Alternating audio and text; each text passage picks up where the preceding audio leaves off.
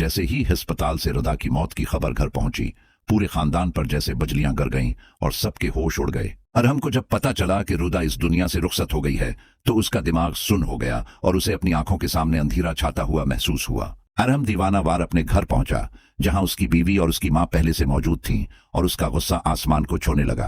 अरहम ने गरजकर अपनी बीवी से कहा कि तुम खुश हो, अब तुम्हारी जबान को अब सुकून मिल गया होगा क्योंकि तुमने रुदा की जान ले ली है। अरहम ने गुस्से में पागल होकर अपनी बीवी का हाथ पकड़ा और उसे झंझोड़ते हुए कहा कि तुम्हारी हिम्मत कैसे हुई साकिब के घर जाकर रुदा पर झूठे इल्जाम लगाने की। वो चीख कर कहता है कि रुदा तो पहले ही ब्रेन ट्यूमर जैसी खतरनाक बीमारी से लड़ रही थी और तुमने उसे वो जहनी अजियत दी जो वो बर्दाश्त नहीं कर सकी।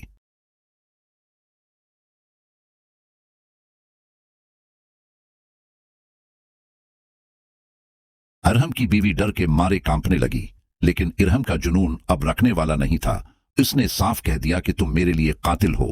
अगर आप मेरे चैनल पर नए हैं तो वीडियो में आगे बढ़ने से पहले लाइक और सब्सक्राइब जरूर कर दें ताकि आपको ऐसी मजीद वीडियोस मिलती रहें। इरहम ने अपनी बीवी को धक्का देकर बेड पर गिरा दिया और कहा कि मैं तुम्हें कभी माफ नहीं करूंगा।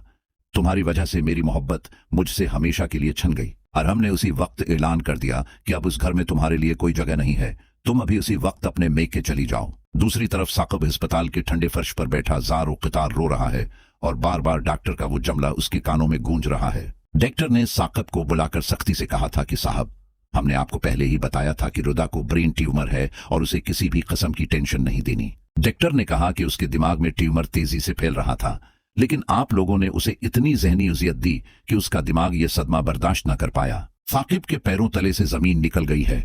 इसे अब वो तमाम वक्त याद आ रहा है जब उसने रानी की बातों में आकर रुदा को पागल कहा था।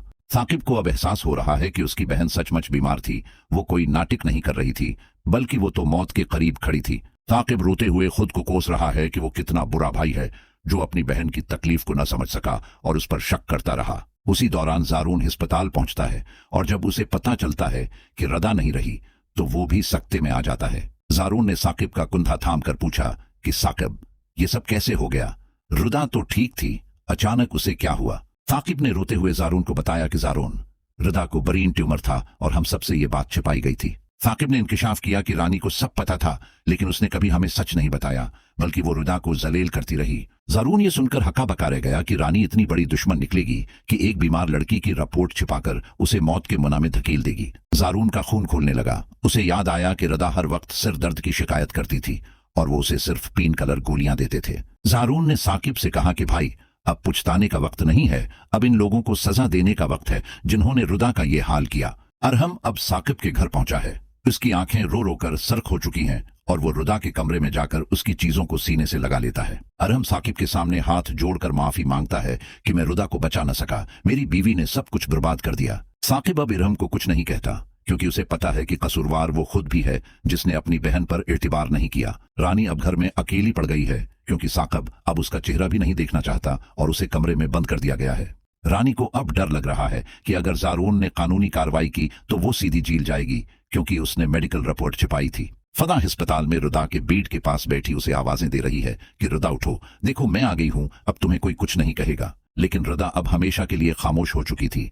उसके चेहरे पर एक अजीब सा सुकून था, जैसे उसे तमाम दिखों से नजात मिल गई हो। ज़ारून अब पुलिस स्टेशन जाकर इन तमाम गुंडों का पीछा कर रहा है जिन्होंने रानी के कहने पर फजा को किडनैप किया था। ज़ारून ने फैसला कर लिया है कि वो रानी और इरहम की बीवी को कानून के कटहरे में लाकर ही दम लेगा। साकिब अब रद्दान की कब्र पर बैठा उससे बातें करता है कि बहन, मुझे मुआफ कर दो, मैंने तुम्हें जीते जी मार दिया था।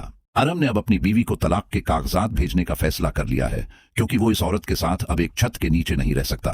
इरहम की मां पूछता रही है कि उन्होंने क्यों अपनी जद में आकर इरहम की जिंदगी बर्बाद की और रुदा की जान ली। घर का हर कोना अब उदासी की तस्वीर बना हुआ है। जहां कभी रुदा की हंसी गूंजती थी, अब वहां सिर्फ मातम है। आने वाली किस्त में आप देखेंगे कि क्या ज़ारून रानी को जेल भिजवाने में कामयाब हो जाएगा, क्या साकिब रुदा की मौत के सदमे से कभी बाहर निकल पाएगा, या वो भी किसी बड़ी बीमारी का शिकार हो जाएगा, और क्या फजा ज़ारून को माफ करके उसका हाथ थामेगी या वो भी उस घर को छोड़कर चली जाएगी। ड्रामा शिकंजा की ये किस्त नाजरीन की रूह को तड़पा देगी, जहां हर किरदार अपने किए की सजा भुगत रहा है। सच्चाई की जीत तो हो गई है, लेकिन उसकी कीमत एक मासूम लड़की की जान की सूरत में चुकानी पड़ी है। देखिए अगली धमाकेदार कसरत और मजीद अपडेट्स के लिए हमारे चैनल के साथ जुड़े रहें। वीडियो को आखिर तक देखने का शुक्रिया। अपनी कीमती राय कमेंट सेक्शन में जरूर दें कि रुदा की मौत का जिम्मेदार कौन है।